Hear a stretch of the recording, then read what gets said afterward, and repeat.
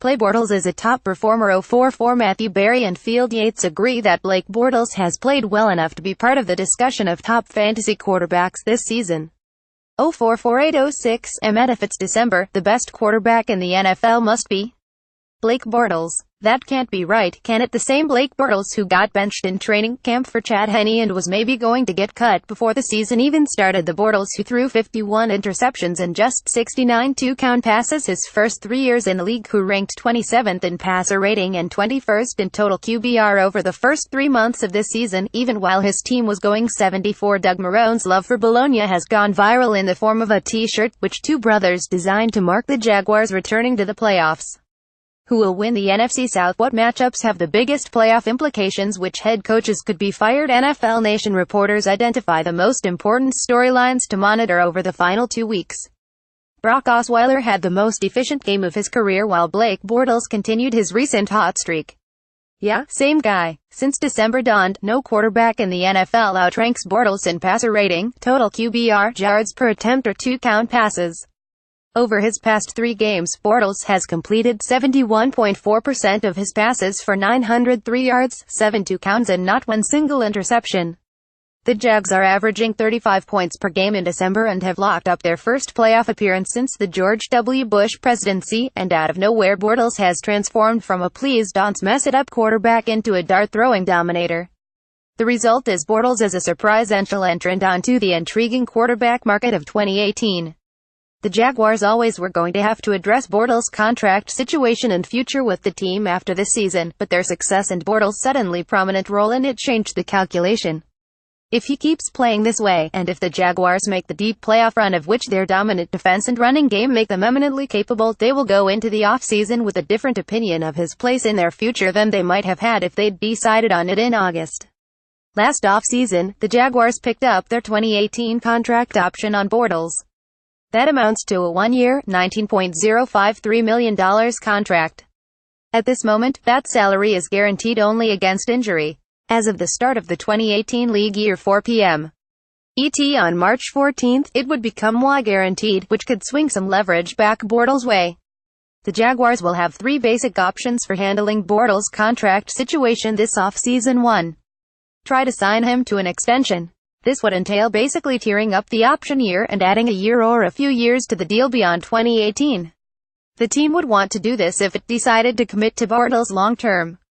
But since his history makes him difficult to trust, it's unlikely the Jags would want to do a top-of-the-market quarterback deal that pays him the $25 million or $27 million a year guys like Derek Carr and Matthew Stafford were getting when they did their extensions this summer.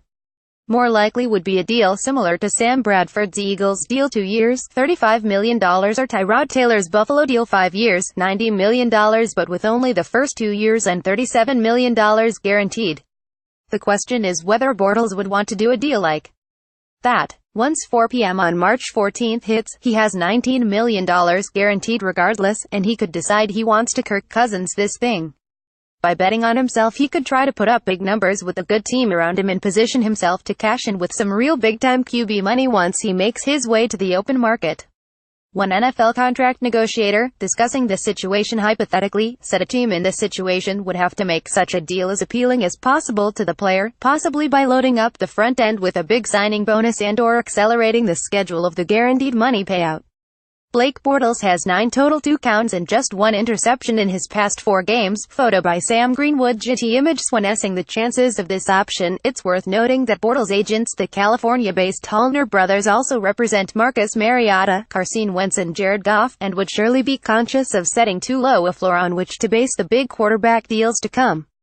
That's not to suggest an agent would go against his client's will for his own benefit, just that the people representing Bortles are conscious of his place in the bigger quarterback contract picture, and that's a factor to consider when forecasting outcomes here. Point 2.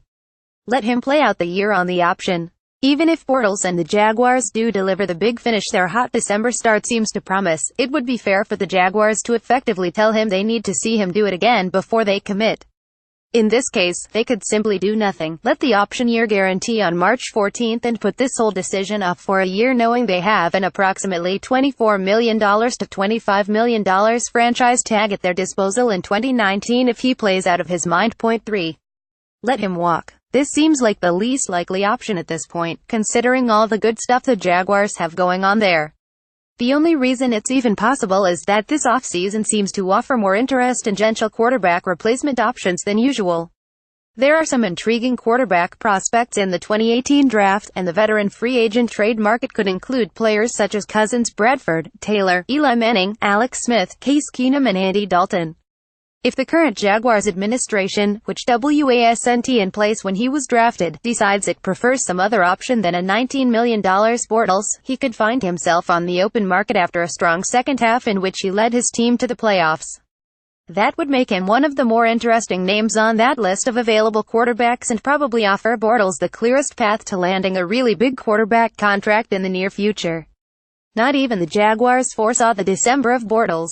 This was a team built on its running game and defense that lost its top wide receiver to a knee injury in Week 1 and that sat down Bortles for Henny after a preseason performance dismal enough to make Jacksonville wonder whether he could even meet the Donaharm standard the Jaguars believed their best laid plans would require of him. But confidence matters, and this is by far the best Jaguars team Bortles has had around him since he was the number 3 pick in the 2014 draft. After a few months of just trying to keep the car out of a ditch, Bortles has grabbed the wheel and is speeding it toward the postseason. December and January are the months in which quarterbacks make their legacies and their money. The timing might be right for Bortles to be rewriting his own story and taking it in a fun new direction. A few other things Week 15 didn't teach you until they put pen to paper on the Jimmy Garoppolo extension. There is always the slim chance the 49ers could zag. Had Garoppolo not looked good in his late-season audition following the trade that brought him from New England, the Niners could have let him go and made their long-expected pitch for Cousins. But Garoppolo, who is set to be a free agent, looks fantastic. Over those same 3 weeks we used for the Bortles sample, Garoppolo is 4th in total QBR, 2nd in yards per attempt and has won 3 games in a row with a team that hadn't won any when he got there. The 49ers could extend Garoppolo at any time, even before the end of the season. Given the way he has played, the amount of cap space they're projected to have and the way the team has come to life since he became the starter, it would be a huge upset if the Niners didn't lock up Garoppolo before the market opened in March. The Seahawks offseason will be one. Seattle has made the playoffs 5 years in a row, won an average of 11 regular season games a year over that time, won 1 Super Bowl and came as close as possible to winning another. But the Rams served authoritative notice Sunday that things have changed in the NFC West. LA went up to Seattle and dominated the Seahawks with a performance that seemed to signal the end of something. Seattle has major financial decisions to make on defense, as Bobby Wagner $13.6 million, Richard Sherman $13.2 million, Earl Thomas $10.4 million, Cam Chancellor $9.8 million, KJ Wright $8.2 million and Cliff Avril $8 million, all carry heavy 2018 cap charges, and the Seahawks probably can't keep them all. Seattle's front office knows what it's doing, and loading up on defensive backs in this year's draft was part of a plan that acknowledges the coming overhaul. It will be fascinating to general manager John Schneider maneuver as he tries to maintain the winning status quo while transitioning from this brilliant championship group to whatever comes next. Cam Chancellor, left, and Richard Sherman might have played their last game in Seattle. Mark Lomolioic on SportsWire. Play is a scourge that needs to be eradicated from sports. If you follow me on Twitter at DanGrazianosPN, you heard a lot of this Sunday night. But while everybody was shouting about the validity and the application of the NFL's Byzantine catch rule in the wake of the Steelers-Patriots ending, I couldn't help but think this was a symptom of a bigger and sadder problem. The replay review system in sports has simply gone too far. There are too many reviews of too many tiny specifics that just don't matter enough to the final outcomes to justify the negative impact on the ability of the games. The counterargument, especially as it pertains to Pittsburgh, New England, is too familiar. The most important thing, it goes, is to get the call right. But is it? I mean, to the teams and the players, it might be. But why do we, as fans and consumers of this product, have to line up with the teams and players on this issue? When April 26, April 28, where Arlington, Texas, NFL Draft homepage, projected order, Todd McShay's Mock Draft 1.0, Mel Kiper's Big Board. McShay's Top 32, Kiper, McShay answer 25 questions, underclassmen who have declared, replay reviews are almost never entertaining. There are some that come with drama, but more often than not they are interruptions in the action that result in either affirmation of what was originally called or some controversial interpretation of a rule or a spot or a millimeter of movement here or there. They create more problems than they solve, and they feed into one of the biggest current problems with sports, the hyper-focus on officiating. As long as officials are human, there will be mistakes. Treat officiating as a game condition, like weather or bad bounces, and it becomes a lot easier to tolerate. You're upset that you lost on a bad call, but as the days move along the pain subsides and you realize bad breaks happen and life goes on. We try to teach the kids we coach not to focus too much on calls they don't like, yet we have cottage industries devoted to breaking down and icing every aspect of officiating. It's paralyzing. Replay was supposed to help fix egregious mistakes, not every single tiny one. Those who didn't want it in their sports warned of a slippery slope to the ladder, and I worry that here we are. Personally, I don't sports in search of perfection and infallibility. I it to be entertained.